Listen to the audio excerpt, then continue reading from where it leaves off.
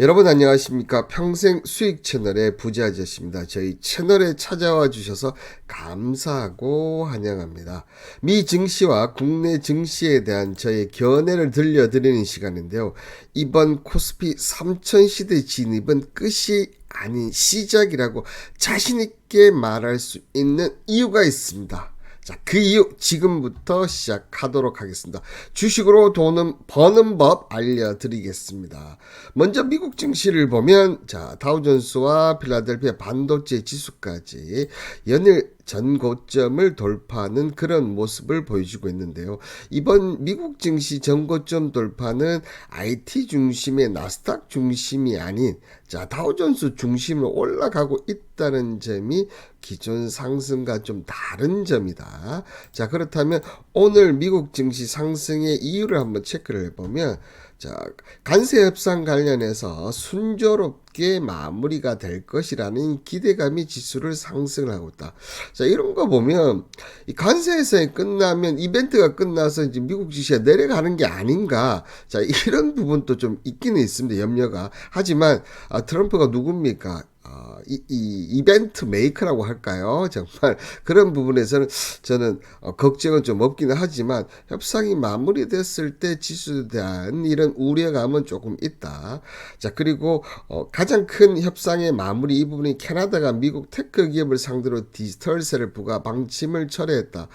전일 방송에서 제가 이 부분 협상 전략으로 해서 캐나다가 강하게 나갔지만 미국이 생각보다는 너무 강하게 나가보니까 하루 만에 이 철회를 하면서 이 트럼프 대통령의 무역 협상 중단 선언이 역시 아직까지는 미국이 훨씬 더 힘을 갖고 있구나 이런 생각이 좀 들면서 이런 부분들은 다른 나라의 협상에도 영향을 미칠 가능성이 좀 높고 혹시 뭐 쇼가 아닌가 이런 생각도 좀 들기는 듭니다. 자, 그렇지만 이 캐나다 관련된 이런 부분을 봤을 때는 앞으로 협상은 미국 주도로 계속 마무리가 될 거다. 자, 그렇게 본다면 미국 증시는 계속적으로 상승이 예상이 된다. 이 부분은 우리나라에게도 우호적인 영향이 미칠 것이다. 자, 이렇게 보이시고요.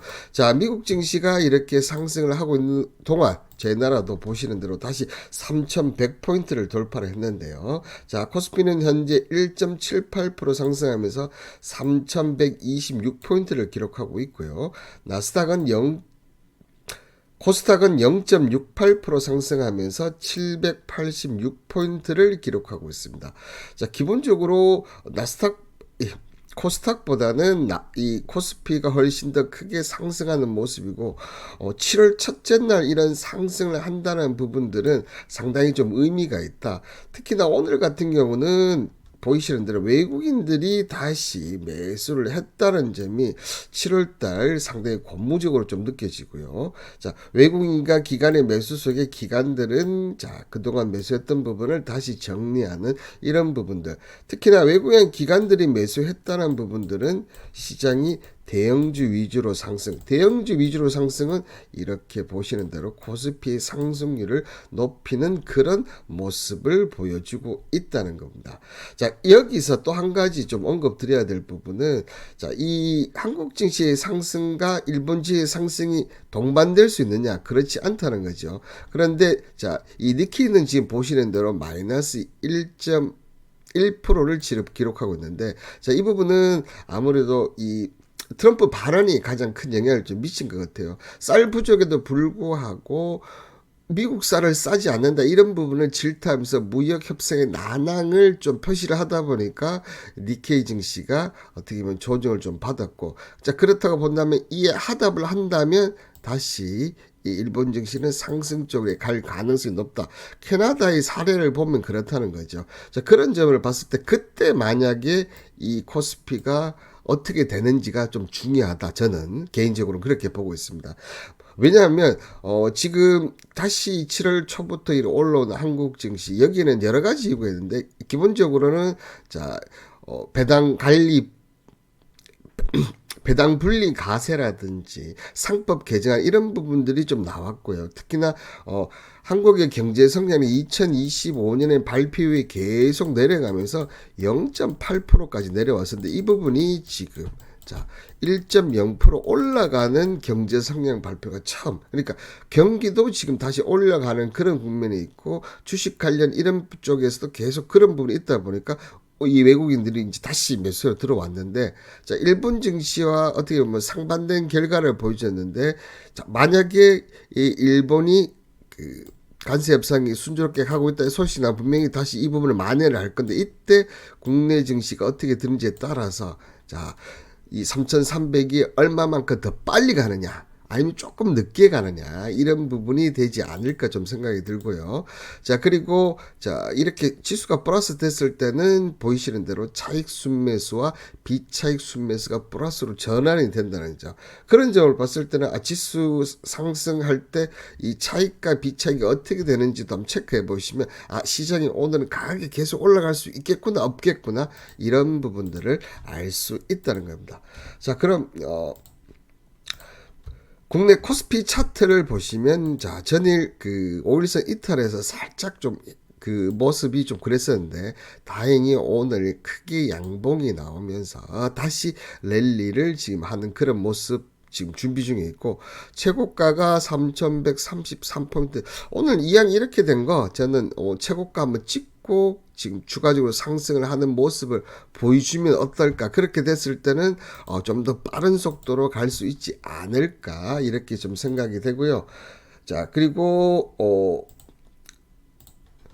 자, 코스닥 같은 경우는 아직 5일선을 지금 돌파를 못한 그런 움직임입니다. 기본적으로는 지금 이 코스피보다 항상 지금 늦게 가는 그런 모습 보이고 있는데, 자, 800선 돌파 여부가 가장 좀 중요하다 이렇게 얘기를 드리는데, 외국인들이나 기관 포지션들이 아직은 코스닥 쪽에 그렇게 매기가 몰리는 모습은 아닌 것 같아요. 그죠? 자, 그런 점을 봤을 때는 코스닥은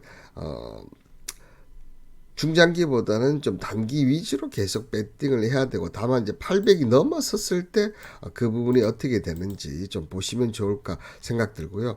자, 그러면 이런 국내 증시 여러 가지 상황을 봤는데, 자, 유가나 원달러 환율 부분은 어떻게 되는지를 한번 체크를 해보면, 자, 유가 부분은 보시는 대로 지금 65달러 이하로 내려왔다는 점. 아직까지 완전히 붕괴되지는 않았어요. 이 부분이 이제 이탈하면 이제 완전히 붕괴되는데, 이 붕괴되는 시점이 언젠지 저도 좀 체크를 좀 해봐야 될 것 같고, 자, 유가가 아직 65달러를 완전히 깨지는 못하고 있지만 지금 원달러 환율은 다시 1350원대를 지금 이탈하려고 계속 시도를 하고 있다. 자, 이런 부분들이 오늘 어떻게 보면 1350원을 이탈한다면 자, 외국인의 매수세가 계속적으로 더 강하게 유입될 수 있다. 이런 점을 고려한다면 오늘 이탈한다면 앞서 얘기했던 전 고점, 그죠? 3133포인트도 돌파가 가능하다. 이렇게 얘기를 드리도록 하겠습니다. 자, 그럼 이번 코스피 3000 시대 진입이 끝이 아닌 시작이라고 제가 자신있게 얘기할 수 있는 부분, 뭐 여러 가지가 있는데요. 특히나 우리나라 증시는, 항상 그 움직일 때 세계 1등을 하든지 아니면 세계 꼴찌를 하지 이런 움직임을 보여주고 있습니다. 주고 있다는 점을 여러분들 알고 계십니까? 자, 그런 점을 보면 지금 상반기에 28% 뛴 코스피, 금도 나스닥도 제쳤다 이 기사가 나왔는데요. 자, 올해 들어 코스피는 28.04%, 코스피 200주는 30.4% 상승했는데요. 독일이 20.02%, 유로가 8.29%. 자, 그렇게 상승이 많았다고 생각했던 중국이 5.5%밖에 안 올랐어요. 그리고 일본 니케이가 최근에 왜 뜨는지 아시겠죠, 여러분들. 자, 이렇게 지금 세계 주요 지수 연초 대비 뛰어넘는 수익률을 지금 기록하고 있다. 여기에 나스닥이 5.15%, 그 다음에 S&P 500이 5.19% 상승을 했고요. 자, 이 기간에 코스닥 같은 경우 15.23%, 그리고 엄청 많이 올랐다고 생각했더니 금선물 가격이 23.99%밖에 안 됩니다. 근데 이거보다 훨씬 더 많이 코스피가 올랐다는 부분. 자, 이런 부분들을 봤을 때는 하반기에도 여전히 우리나라가 상승 확률이 가장 저는 높다. 왜 이런 부분을 얘기하냐면, 정말 우리나라 그 경제 성장률이 2020년 이후에는 좀 달라진 부분이 있지만 예전 같으면 항상 1등 아니면 밑에서 1등. 위에서 1등 아니면 밑에서 1등 이런 부분이 있었고요. 자, 그리고 지금 가장 제가 이런 부분을 얘기하는 부분들은 지금 이 정책적으로 보면 우리나라 정책적으로 보면 지금 주식 시장을 밀기 위한 빌드업이 정말 잘 되고 있다. 그래 앞서 제가 얘기했던 이 부동산 관련 대출, 이 대출 규제 부분 또한 어떻게 보면 이제 돈 있는 사람들이 지금 어떻게 보면 자, 주식 시장으로 갈 수 있는 그런 길을 유도를 하는데, 자, 그런 부분에서 증시가 지금 좋게 만들어야 하는데, 지금 오늘 또 보면 배당 분리 가세부터 시작해서 여러 가지 주식 관련 정책들을 발표를 하고 있다잖아요. 발표를 하고 있다는 점을 고려해 보면, 자, 지금 이 이재명 정부에서는 다른 어떤 상품보다 주식 시장 쪽으로 올려서, 그리고 부동산 가격을 내려서 이런 정책들을 지금 계속 밀고 가고 있다. 자, 이런 부분들은 앞서 제가 이 방송을 드렸던 부분 중 하나죠. 지금 이 이재명 대통령이 주식을 너무나 잘 알아요. 자, 이런 부분들이 지금까지 못했던 주식시장에서 할 수 없었던 이런 부분들, 이 우리나라의 투명도를 높이면서 배당, 그다음 자사주 이런 쪽으로 오면서 선진 증시를 따라가게 만드는 그런 부분들이 자 어떻게 보면 지금 이번이 자 끝이 아니라 시작이라고 제가 자신 있게 말할 수 있는 이유입니다. 여기까지가 저의 개인적인 생각이었습니다. 구독, 좋아요는 영상 제작에 큰 힘이 되고요. 앞으로도 많은 시청 부탁드리고 감사합니다.